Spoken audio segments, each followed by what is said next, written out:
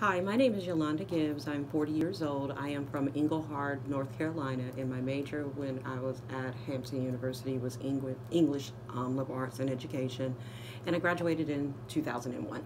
Hi everyone, I'm the interviewer and my name is Yolanda Gibson. I am a first year criminal justice major from New Haven, Connecticut, and we will now be starting with the interview. Okay.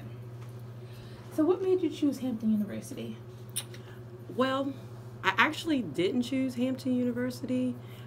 Initially, when I graduated from high school, I went to East Carolina University in Greenville, North Carolina.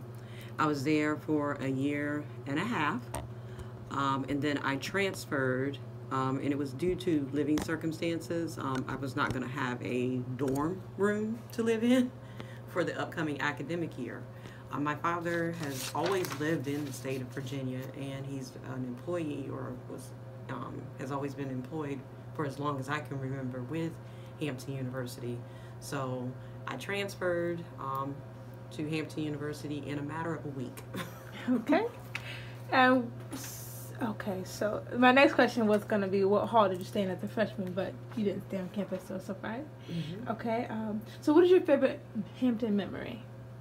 I want to say my favorite, well, there was quite a few, and more or less because my interaction on Hampton University's campus was mainly just in the classroom setting.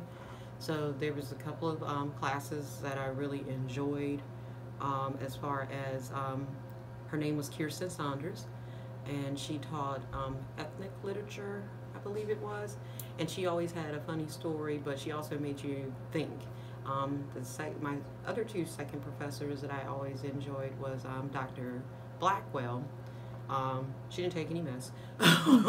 So if you went into her class unprepared, she did call you out about it. Let's see. I also enjoyed Dr. Amy Carmine. She's actually still here because her knowledge base was so extensive.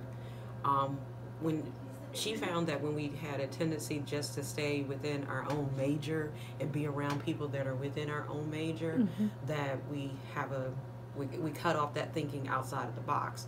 So for our senior seminar, all of the seniors that were taking seminar at that time, we met up at least once a month in a group setting, whether it was in Armstrong Theater, whether it was in a science and technology in the big hall setting, yeah. So it could hold everybody. And we actually learned different things from each other and how to incorporate it into our actual seminar paper that we had to present. Okay. So most of mine was educational. Now I do, within the educational setting, you always had those students that were always cracking on each other. Yes. So there's a couple of scenarios where people got, well, what's the word we would like to say, joked pretty hard. Okay. So how was your first homecoming experience? Did you go to every event? I didn't go to every event, and to be quite honest, I attend homecoming more now than I did when I was a student. Mm-hmm. Now, the most memorable one was probably the homecoming game. I don't know if it was a homecoming game or not, but it was a football game, and it was between Hampton University and William and Mary. And William and Mary cheated. Really? Yeah, let me not say William and Mary cheated, but the referee called a play in favor for William and Mary. And when I say the people was rowdy, even Dr. Harvey came out of his cage onto the field. Okay. Okay, so did you participate in any extracurriculars, and if so, which ones? Mostly what I participated in was Saracen, which was the literary magazine for the English department. We also had a couple of read-in. Well, the read-in that year, one of the read-ins for that year was with two authors. It was Ishmael Reed, and it was also, what was his name? Calvin Herndon. Now, both of these gentlemen were from Tennessee, same area, but they just had two different opposing views about the same thing. Okay. So, and Ishmael Reed was more well known than Calvin Herndon. Okay. All right. So Tell me about your classes. Was the workload heavy, or were you able to maintain good grades for all your classes? The workload was pretty much, as a liberal arts major, it does get heavy because you're doing a lot of writing, you're doing a lot of reading.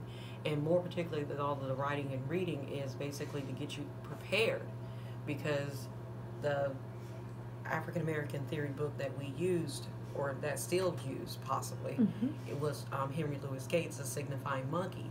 And so in order for you to understand what he was talking about, you actually needed to have read The Color Purple. You needed to have read stuff by, Alice Walker, Toni Morris. You needed to have read stuff by Richard Baldwin in order to understand what he was referencing.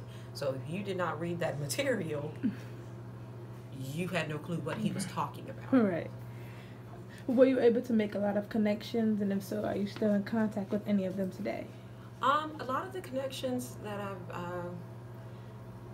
no, not really. I mean, I still have, let's see, I see Dr. Carmine's quite frequently. I am Facebook friends with Dr. Valerie Sweeney Prince, which was one of my seminar teachers, and also Dr. Margaret Bell. She was the department chair when I graduated. She and I are LinkedIn. And then some of the connections that I've made with Hamptonians has actually been through LinkedIn, and has been just from my working experience here. Okay. All right. So what is life like after Hampton, and what are your future plans? Well, I mean, it all depends. Like, say, for example, when I graduated, honestly, I really didn't know what I wanted to do.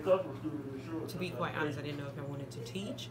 I didn't know if I wanted to, continue to graduate school. I didn't know. I just had no idea what I wanted to do. So for me, I ended up actually getting a job. Or, it was not a high-paying job where you're coming out the gate making $60,000, $70,000. Yeah. But it was a job just to figure out exactly. And I still kept up writing. Because I only worked during that time. I worked 40 hours a week, but it was only in a 4-day span. Yeah.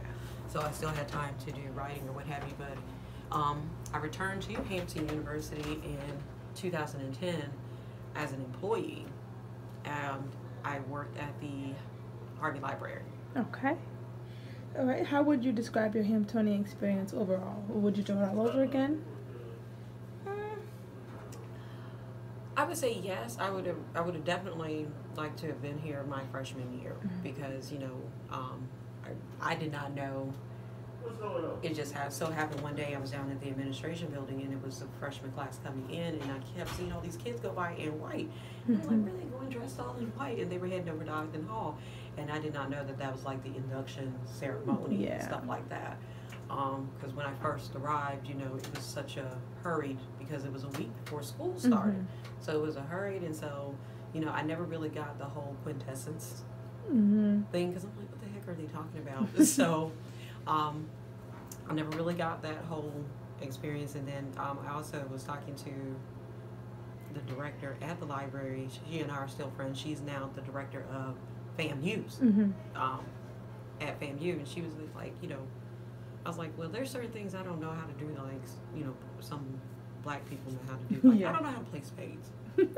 And she's like, well, if you lived in the black dorm, if you had lived to the HBCU and lived in the dorms, you would have learned. Yes. Okay. Okay, so do you have any advice for current or future Hampton students? I would say, take your time and learn the process and not get frustrated. What I do see a lot of is that students don't understand, in my opinion or my view, they don't understand that life is a process. And so you can't just walk up and get everything that you want right then and there. There are steps to things, like, say, for example, when students lose their ID. Maybe some of the processes can be streamlined, but they're still necessary processes. So, yes, we have to confirm that you are here. Yes, things have to be deactivated. Yes, you have to go to traffic administration to get your picture reprinted. And it just, you're going to have to learn how to take it with stride, because in life it's going to be that way. You're going to have to do you're going to have to complete part A before you can get to part B. You can't jump to A, you can't start part A and expect to get to point Z within a few short minutes.